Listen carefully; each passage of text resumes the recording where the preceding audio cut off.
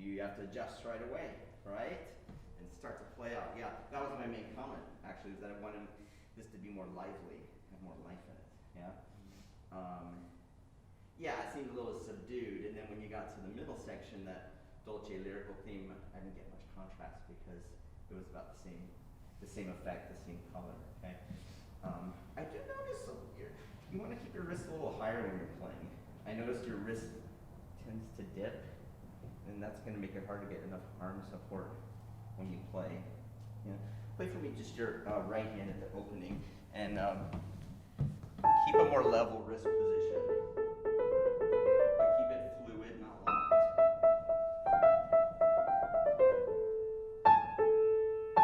Yeah.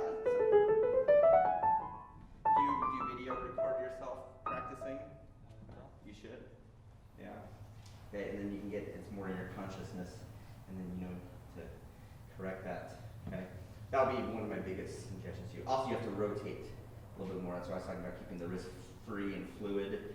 You know, when you have all these broken octaves and such, let the wrist turn a little bit more freely. Okay. Yeah. So let's try to inject some life into this. Come to the piano for a second. First, we could pick up the pace. Look at these wonderful staccatissimos. I would not slur these at the beginning. Right? Quicker attack.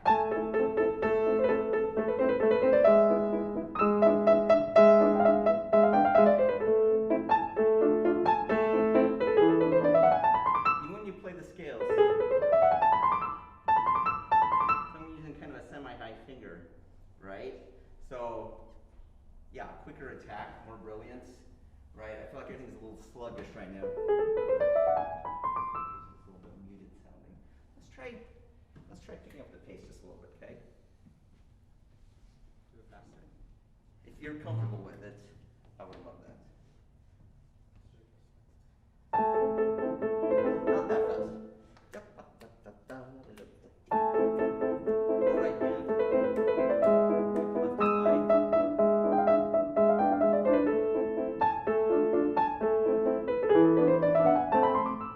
Okay. All right, but the tempo is better. Let's work on your right hand by itself a little bit, okay? So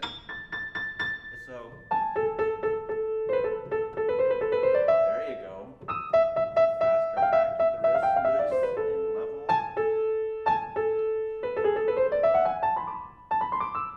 Right there, you're kind of tightening up when you have your shifts. You know, keep it fluid in motion so it's easier to pass under. Kind of frees up your hand when you're playing those scales. So even at the end, you're going to round out the hand. You're going to turn right and climb. The wrist will make this motion. Right? So and then the arm follows.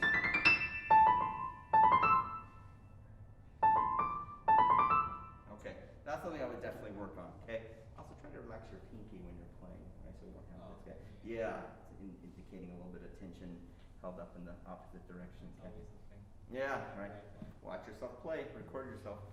Okay. Yeah, some more finger brilliance for sure. Okay. I think maybe we probably should slow this down just a little bit until you get comfortable doing it. Let's go on from here a little slower. How about that speed? Both hands.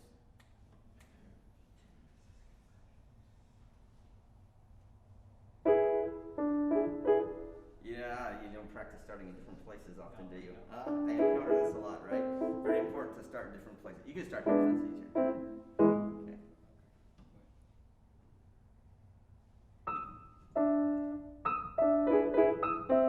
Forte, you give me more. Use your arm.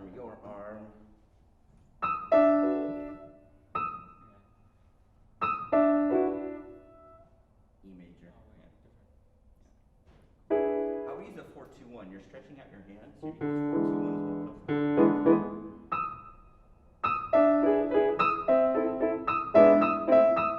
Good, and don't slur those. Separate those. Can you separate those? You're going. Come up. Right here. Yes, hear the difference? Yeah.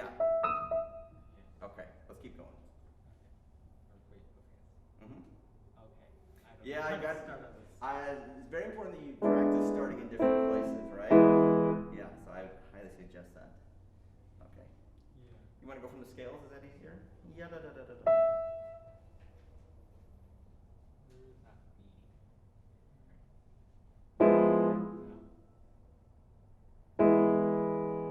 Okay, well, why don't we go here? Let's just go to the theme. Okay. Yeah. Skip ahead. That's a lot easier. So, what do you want me to do? Just play? Yeah, a more moderate pace for now. Da, da, da, da. More right hand.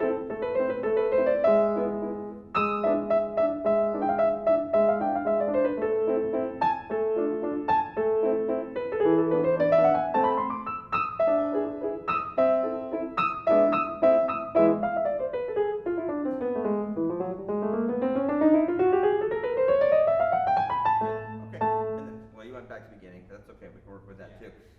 Don't keep a low thumb when you're playing your scales. Right? You're a little low in your hand position. Keep a 45-degree angle for your thumb. Also, you're playing your scale awfully legato. You're kind of almost smushing together some of the notes. Like that. How about? You know what I mean? So, almost non-legato. So, you'd use that kind of a touch. Yeah.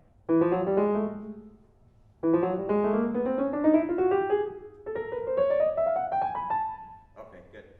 And I would revisit your fingering. You know, I talk a lot about fingering because it's just so important to have the absolute best fingering possible. You know, you might consider something like a 1, 2, 1, 2, 3, 4, 1, 2, 3, 1, 2, 3, 1, 2, 3, 4. Okay. If something's not working, you can always change your fingering. I've even changed my fingering a week before performance. I mean, not that I advocate doing that, that's more of a rare occurrence, but if you find something that's really good and you know it's good, you can drill that in within a day or 2 days with enough repetition, but don't be afraid to explore different fingerings if they work out better, okay? Yeah. Okay, why don't we skip ahead to your Dolce theme here, okay? Can you give me the lead in right here?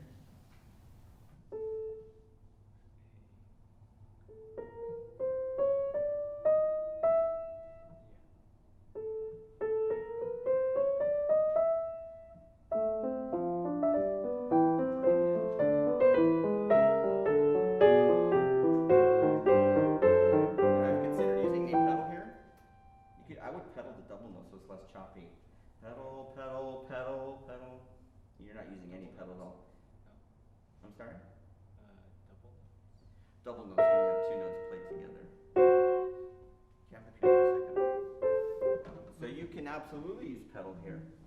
You know, you can even use it earlier if you want. I use a half pedal and sparingly. But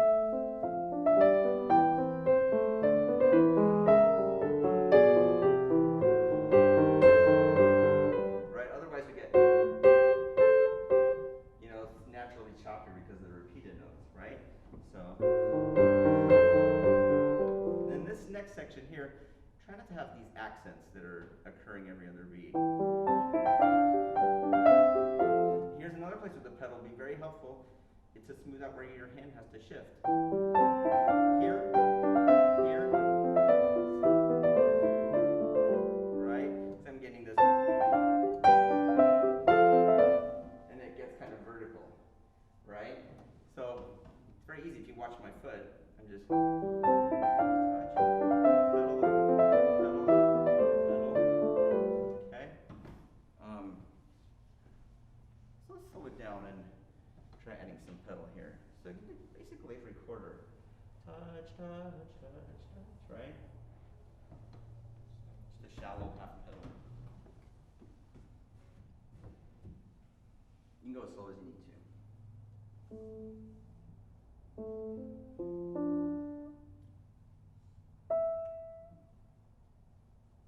So pedal, pedal, yes, every quarter.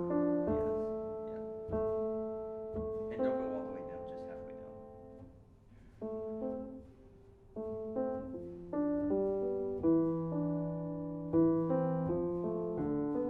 Right, so like that. Yeah.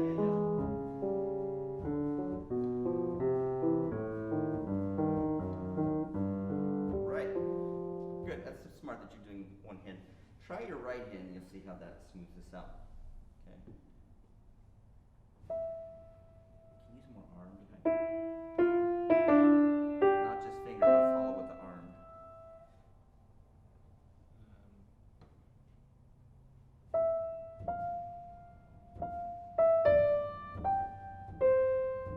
But now, careful though, when you do it, you want it to sound percussive when you pedal. Right? So only the top half of the pedal is like touch, touch, touch. So it's not, right, so your foot's not going to make such a fast motion, and it's not going to bounce off the top of the pedal either, okay? But I would highly suggest using that there, okay? Actually, why don't you just play your melody for me? I want you to engage your arm a little bit more. Just the right hand. Better.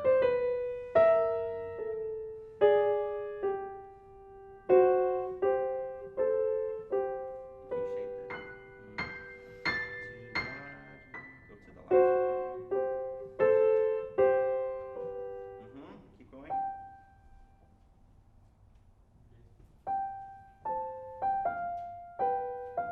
Try to hold your tie notes a little longer. You can even explore using some fourth finger for a little more legato, even with just the fingers. Do some 4-3-2 as well. So it's not as choppy. Use more arm. One more time. You can just do the same thing. Hold your lower note a little. 4-3-2. And the pedal's going to help supplement that.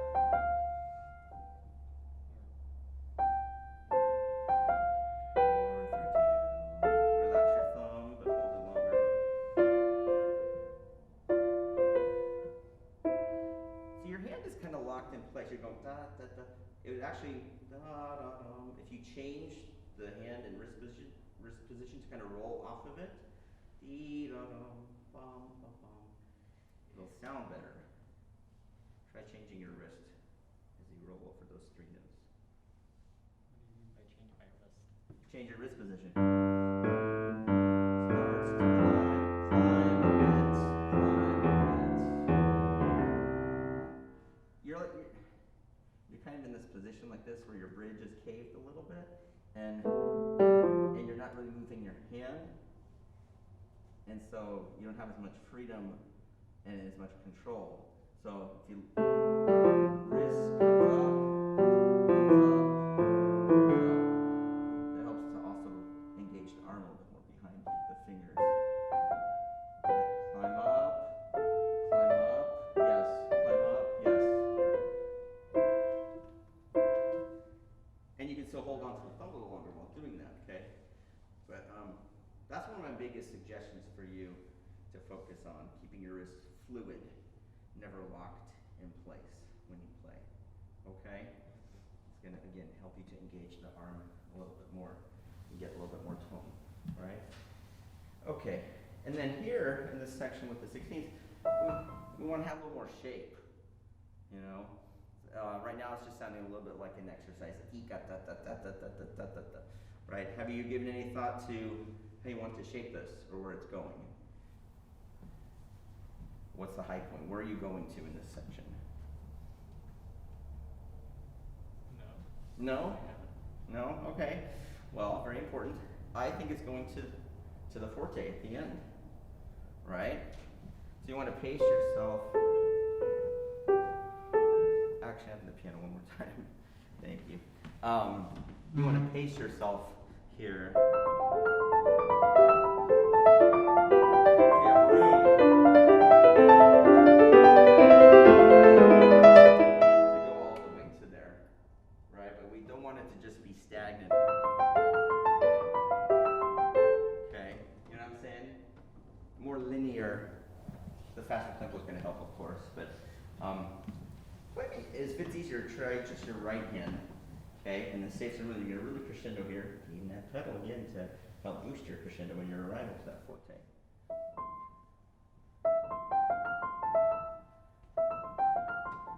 Don't let your wrist be too low. Keep it free.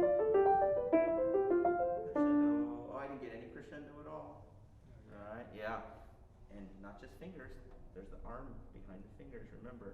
Okay, when you get to the bottom.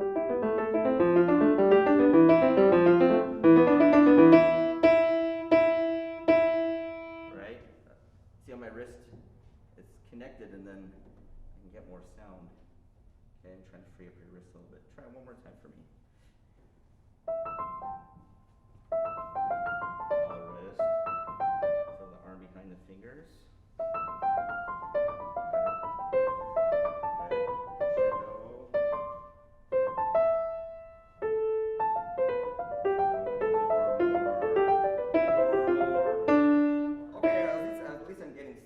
Sound from you.